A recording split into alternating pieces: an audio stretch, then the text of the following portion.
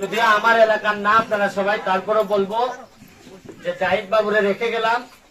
পড়াশোনার সংক্রান্ত কোনো যদি আপনাদের কখনো সমস্যা হয়, বাচ্চা পড়াইতে বা বাচ্চা ভালো একটা জায়গায় চান্স পাইছে কিন্তু দেখা যাচ্ছে যে অভাবের কারণে পড়াইতে পারতেছেন না, আমার সাথে যোগাযোগ করবেন।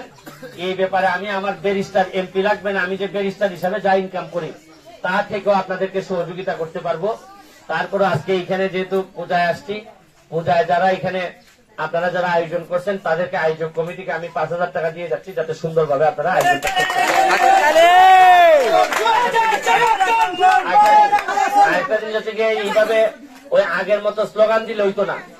আমি আইতাছি আমার স্লোগান দিতেছে কইতাছে সুমন ভাইয়ের চরিত্র ফুলের মতো পবিত্র, আমার জানে কেন? আমি কি 1 নাম্বার না 2 নম্বর জানিনি? এ আজকাল জীবনে প্রথম দেখছে। আজকে কইতাছে যে সুমন ভাইয়ের চরিত্র ফুলের মতো পবিত্র, এগুলো জানেনি। এ জানে সুমন ভাই, তাই কি তার 2 নম্বর না 1 নম্বর না জানি বেজান মারতেছে স্লোগান। এটা বেজান মারণ যেত না। আগে বুঝন লাগবো, জানন লাগবো। ভালোবাসার মানুষ হইলে ভালোবাসতে হইব, আর ভালোবাসার মানুষকে ঠকানো যাবে না। যে মানুষটা আপনার জন্য করবে, যে মানুষটা আপনার পরীক্ষা দিয়ে পাস করবে, যে মানুষটা আপনার সুখে দুঃখে থাকবে, তারই বলতে হবে যে আপনি আমার আপনজন। আর এই মগজ আইলো চিনি না জানি না সুমন ভাইয়ের চরিত্র ফুলের মতো পবিত্র, আর আইনজার বলে তাই আমাকে দিন এটা যারা কয় এটা আইনজার বলে বেশিরভাগ ওই নেতা ওইটা কাম চলে। আমি যতদিন আছি আমার কাজ হইল গিয়া এমপি হিসাবে আমি 2 নম্বরে কোন টাকা বানাইতাম না, আর কেউ বানাইতে দিতাম না। সাধারণ নির্যাতিত নিপীড়িত মানুষের পক্ষে থাকাই আমার কাজ। আমারে বড় বড় না, যারা একেবারে ঘামে গড়া মানুষ তারা ভোট দিয়ে আমার এমপি বানাইছে।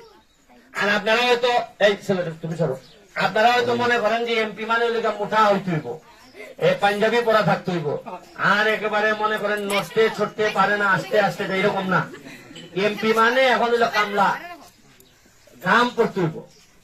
ঘামের মধ্য দিয়া আমি সবসময় বলি যে ঘাম কখনো প্রতারণা করে না, আর যারা ঘামের মধ্য দিয়া বড় হয় তারা ইতিহাস বদলাই দেয়।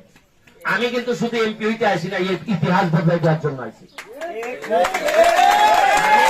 আমি বিশ্বাস করি এক এমপি চাইলে একটা এলাকারে আপনার ছেলে যেভাবে ভালো করলে যেভাবে বাপ মা সুখে থাকে, আমি বিশ্বাস করি একটা এমপি যদি ভালো করে তার এলাকার সকল জনগণ সুখে থাকে। এবং এটা আমি নিশ্চিত করব, আপনাদের জন্য একটা উদাহরণ তৈরি করব। আপনারা আমার জন্য আশীর্বাদ রাখবেন। মাটির উপরে হয়তো আমরা এক জায়গার না, আপনারা হয়তো সিলেটের মালনী ছড়া, আমার বাড়ি হয়তো এই হবিগঞ্জের চুনারঘাট, মাটির উপরে হয়তো আমরা বিভিন্ন জায়গায়